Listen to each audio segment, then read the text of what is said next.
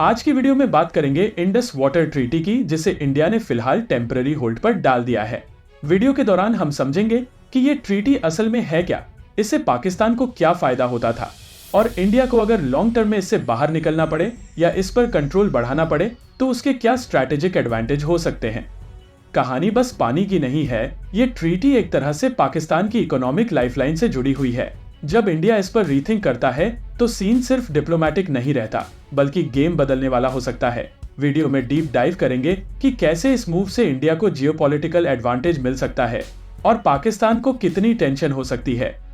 India ने पहले भी इंडस वाटर ट्रीटी को खत्म करने की बात की थी, जैसे कि पार्लियामेंट अटैक, उरी और पुलवामा के बाद, लेकिन तब भी इंडिया ने इस ट्रीटी को छुआ नहीं, क्योंकि स्ट्रैटेजिकली हम हमेशा पाकिस्तान की जनता को दुश्मन नहीं मानते थे। आम पाकिस्तानी को तकलीफ देना कभी इंडिया का स्टाइल नहीं रहा। लेकिन इस बार कहानी बिल्कुल अलग है। इस बार टारगेट थे इनोसेंट सिविलियंस, वो भी छुट्टियों पर घूमने आए टूरिस्ट्स। टेररिस्ट ने सिर्फ मर्डर नहीं किया, बल्कि बर्बरता की सारी हदें पार कर दी। एक एक शख्स की आइडेंटिटी चेक की गई, आधार कार्ड और आईडी देखे गए और फिर उन्हें नंगा करके उनके धर्म की पुष्टि की गई। हिंदू होने की पहचान के बाद उन्हें बेरहमी से मार दिया गया।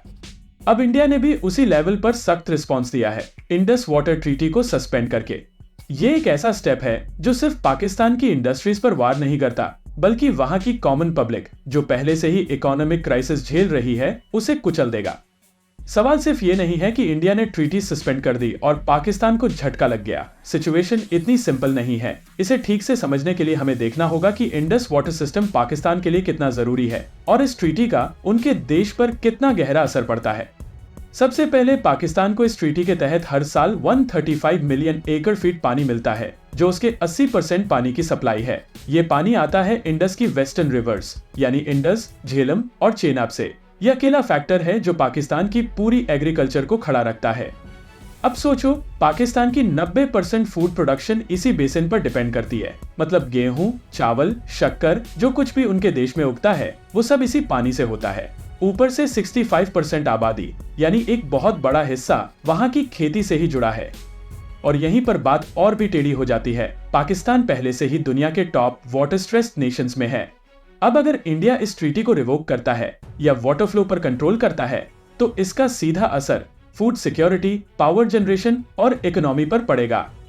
पाकिस्तान का ड्रीम प्रोजेक्ट डायमर भाषा बांध भी अभी अंडर कंस्ट्रक्शन है और एक्सपर्ट्स कहते हैं कि वो भी इतनी क्षमता नहीं रखता कि इंडिया अगर अपस्ट्रीम से पानी रोके तो उसकी भरपाई कर सके।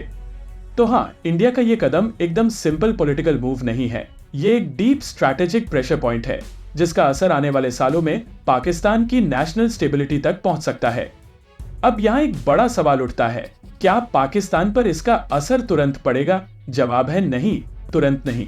और इसकी वजह है पानी की टेक्निकल डिटेल्स और ग्राउंड इंफ्रास्ट्रक्चर। देखो, इंडिया को इस ट्रीटी में पूर्वी नदियों यानी रावी, ब्यास और सतलुज का कंट्रोल दिया गया है। इनका कुल सालाना प्रवाह है करीब 33 मिलियन एकड़ फीट और इंडिया ने पहले से ही इन पर इतना इंफ्रास्ट्रक्चर बना लिया है कि वो अपने हिस्से के 95% पानी का उपयोग कर रहा है। डैम्स और स्टोरेज कैपेसिटी भी है करीब 21.9 बिलियन क्यूबिक मीटर। अब बात आती है पश्चिमी नदियों की, यानी इंडस, झेलम और चेनाब, जो पाकिस्तान की लाइफलाइन है और जिनसे सालाना 135 मिलियन एकड़ फीट पानी आता है। इंडिया फिलहाल इनका सिर्फ 2.7% ही कंट्रोल कर रहा है, यानी लगभग 3.6 मिलियन एकड़ फीट। अगर इंडिया को इन नदियों पर भी पूरा कंट्रोल चाहिए तो उसे बड़े पैमाने पर इंफ्रास्ट्रक्चर बनाना पड़ेगा, जैसे कई डैम्स, डाइवर्जन टनल्स और नए कैनाल नेटवर्क्स। ये कोई एक रात में होने वाला काम नहीं है। एक्सपर्ट्स का मानना है कि इसमें कम से कम 7 से 15 साल लग सकते हैं। तो हाँ, पूर्वी नदियों पर तो इंडिया अभी एक्शन ले सकता है, लेकिन पश्चिमी नदियों को पूरी तरह नियंत्रित करना एक लंबी प्रक्रिया है। अभी के लिए ये सिर्फ एक राजनीतिक संदेश है, लेकिन अगर इंडिया ने सच में इस पर काम शुरू कर दिया तो आने वाले 10 सालों में पाकिस्तान की हालत और भी ज्यादा पानी पर निर्भर और असुरक्षित हो जाएगी। अगर बात करें इमीडिएट और मिड टर्म इम्पैक्ट की, तो वहां भी असर दिखना शुरू हो जाएगा, खासकर इन्वेस्टमेंट पोटेंशियल पर। सोचो खुद, कौन सी कंपनी या इंडस्ट्रियल प्लेयर ऐसे मुल्क में पैसे लगाएगा जहां का पानी फ्यूचर में अनसर्टेन हो।